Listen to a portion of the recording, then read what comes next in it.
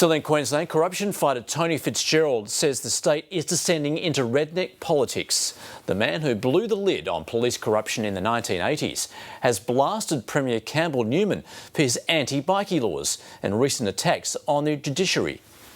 The war against the bikies has become a standoff between two monumental institutions, the Premier versus the judiciary, after two alleged bikie gang members were granted bail. They are living literally in an ivory tower. That comment prompted Supreme Court Justice George Freiberg to halt a further bail hearing.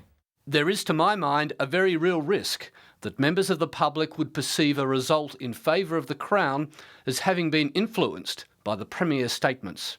It's dividing the political and legal community. The Premier is entitled to have a view, and if that view is looked at in some quarters as not being well received, then that's their prerogative. It's clear that the majority of Queenslanders, we need to be clear that we have a separation of power and that the government needs to understand that. It's also drawn out 1980s corruption fighter Tony Fitzgerald, who blasted the Premier.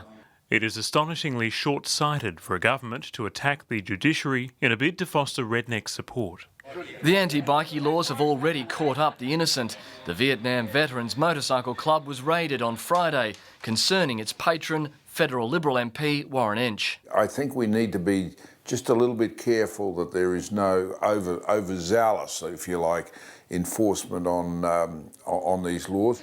And there are a number of errors in the tough new legislation.